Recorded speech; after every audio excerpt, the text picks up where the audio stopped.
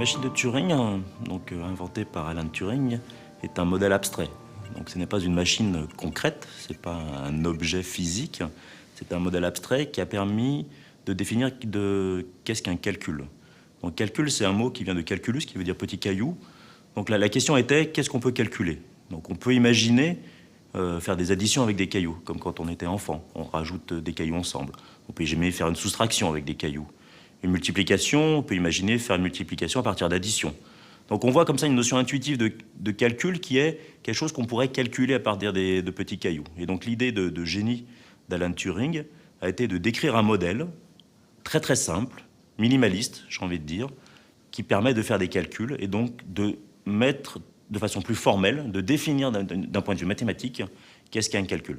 Donc cette machine, donc, elle est minimaliste et elle est constituée un peu comme une machine à écrire sans touche, donc d'un ruban sur lequel on peut écrire, découpé en cases, sur lequel on peut écrire des symboles dans chaque case, d'une tête de lecture qui permet de lire une case d'un ruban, donc quel est le symbole écrit, d'écrire dans une case, et d'une table d'état interne qui permet de décider ce que la machine doit faire. C'est-à-dire qu'une fois qu'elle a lu un caractère dans une case, elle doit prendre la décision, quel est le prochain caractère que je vais écrire, et est-ce que j'avance mon ruban d'une case vers la gauche ou d'une case vers la droite.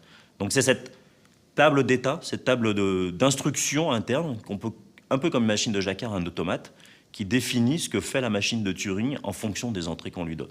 Et donc elle permet d'écrire sur un ruban, donc elle permet d'écrire le résultat, puisque ce sera les sorties de la machine de Turing.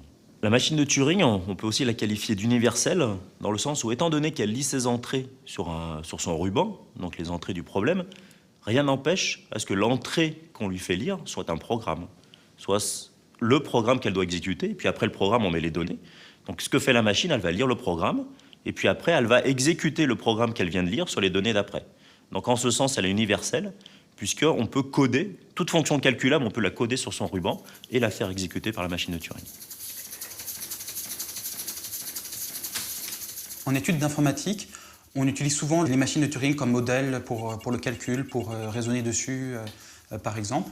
Nous, ce qu'on a voulu faire, c'est prendre le mot machine de Turing et vraiment réaliser une machine qui peut calculer exactement tout ce qu'un ordinateur peut calculer, mais sans aucun secret. Ça veut dire sans électricité, sans électronique, sans composants intelligents, pour voir quelle est la distance entre le modèle et le monde réel.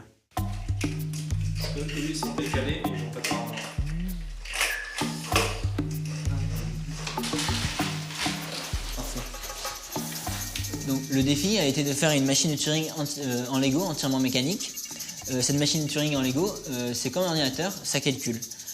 Pour calculer, il faut des entrées, des 0 et des 1. 0 quand c'est à gauche et 1 quand c'est à droite. Cette information va être lue par cette tête de lecture et envoyée avec de l'air au programme. Ce programme va décoder les entrées, calculer grâce à la rotation des axes et renvoyer des instructions au chariot. Ces instructions qui sont l'écriture et le déplacement nous donnent le résultat. Ce programme donne donc l'inverse du nombre. Au début, nous avions 0, 1, 0 et nous obtenons en sortie 1, 0, 1. Nous avons donc obtenu l'inverse du chiffre. Au sein de l'École normale supérieure de Lyon et dans le cadre du master d'informatique fondamentale, les étudiants sont amenés à réaliser des projets. Donc un projet se concrétise par une réalisation concrète. Et cette année, puisque c'est le 100e anniversaire de la naissance d'Alan Turing, il a été décidé de concert de réaliser une machine de Turing. Réaliser une machine de Turing est paradoxal, et c'est aussi une part de rêve, puisque c'est un petit peu la concrétisation de tout informaticien qui est je calcule sur des machines de Turing, je fais mes modèles sur les machines de Turing, et là, je peux la toucher du doigt. J'ai une vraie machine qui va effectuer un vrai calcul à partir de vraies données physiques qu'on va donner en entrée sur le ruban. Quand on a proposé de construire cette machine, c'était aussi pour nous l'occasion de rendre hommage à Alan Turing, qui, en fait, en 1936, il avait déjà pensé à une machine qui avait la même capacité à calculer qu'un ordinateur. Et c'est une occasion de rendre hommage en construisant sa machine à ce père fondateur de l'informatique.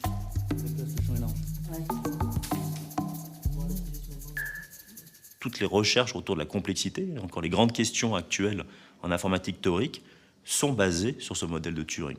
Donc il a défini un modèle de calcul, qu'est-ce qu'un calcul, et il a défini de fait qu'est-ce qu'un algorithme, puisque c'est quelque chose qui s'exécute sur une machine de Turing, et à partir de là, l'informatique ne serait pas telle qu'elle est à l'heure actuelle sans ce modèle de machine de Turing.